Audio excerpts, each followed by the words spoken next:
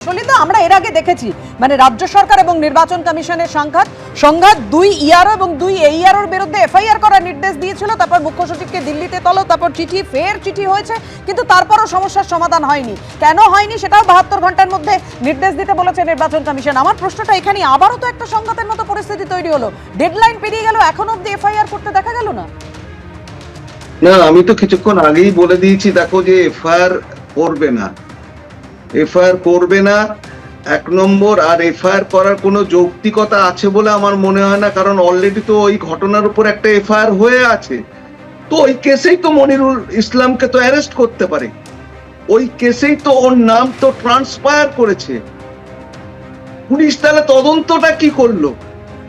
তদন্ত করবে, CCTV footage দেবে, চারিদিকে আমাদের যত বৈদ্যুতিন যত মাধ্যম আছে সবাই দেখাচ্ছে, কোনো মাধ্যম বাকি নেই যে ওখানে মনিরুল ইসলাম কিভাবে ইনসাইট এবং প্রভোকেটিভ বক্তৃতা দিয়েছে, এবং উনি সামনে দাঁড়িয়ে থেকে ওখানে ভাঙচুর, র্যাম্পেজ, সরকারি সম্পত্তির ক্ষতি সবকিছু হয়েছে, কোনো কিছু হয়নি।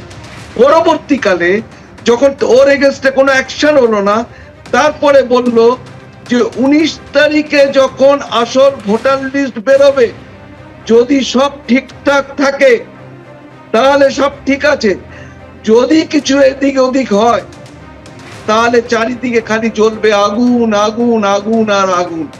তুই বলো এর থেকে খারাপ দুষ্কৃতিকারীর আর দুষ্কৃতি ভাষণ আর বক্তৃতা আর কি হতে পারে?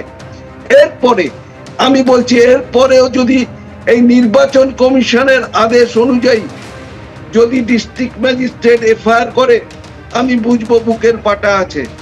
আর তারপরে যদি দৃষ্টান্তমূলক একটা অ্যাকশন নেয়, একদম সলিন্দা বলছেন, কিন্তু মুখ্যমন্ত্রী মমতা বন্দ্যোপাধ্যায় তো বলেছিলেন ওই 2 ইআরও এবং এইআরওর বিরুদ্ধে ব্যবস্থা কি নিতে পারে নাকি, কারণ নির্বাচনের দিনই তো ঘোষণা হয়নি। সেদিন ঠিক কি বলেছিলেন মুখ্যমন্ত্রী মমতা বন্দ্যোপাধ্যায়, দেখো।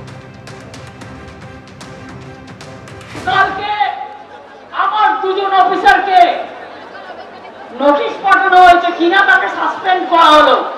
আমরা বলি তোমার ইলেকশন এখন ডিক্লেয়ার হয়েছে, কোন আইনের বলে তুমি নোটিশ পাঠিয়ে দিচ্ছ? ইলেকশনের অনেক দেরি আছে, এখন থেকে সাসপেন্ড করতে শুরু করছেন হরিদাস সব, কৃতদাস সব।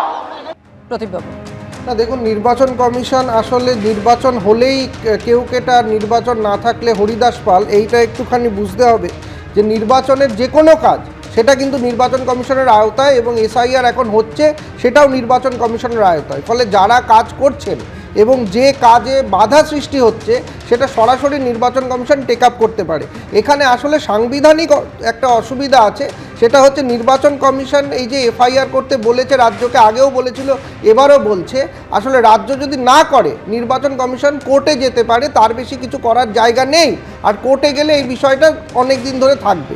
ফলে এইখানে বুঝতে হবে যে এতগুলো রাজ্যে এসআইআর প্রক্রিয়া হচ্ছে, সেই সময় কোন রাজ্যের কোন বিধায়ক, সেখানেও তো অনেক কোটি নাম বাদ যাচ্ছে, অনেক কিছু বিএলও মারা যাচ্ছে, কারা এরকম বিধায়করা এই ধরনের ভাষা ব্যবহার করেছে। ভাষা যদি ব্যবহার করে, আজকে কি দলীয় নির্দেশ আছে? তৃণমূল কংগ্রেসের দলীয় নির্দেশ যদি না থাকে, তাহলে এই ভাষা ব্যবহার করার পরে দল থেকে তাকে কোনো তিরস্কার করা হচ্ছে?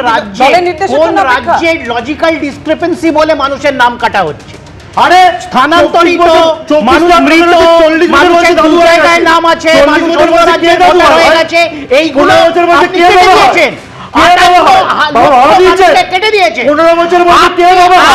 40 বছর মধ্যে কে চালু হয়? নির্বাচন কমিশনের লাখ লাখ লোক এআই দিয়ে নিজেরা গোলমাল বানিয়েছে, এআই দিয়ে নিজেরা গন্ডগোল করেছে, এআই দিয়ে নিজেরা গন্ডগোল করেছে।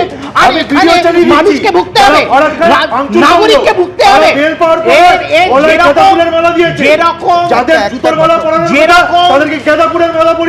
এবিপি আনন্দ, এগিয়ে থাকে, এগিয়ে রাখে।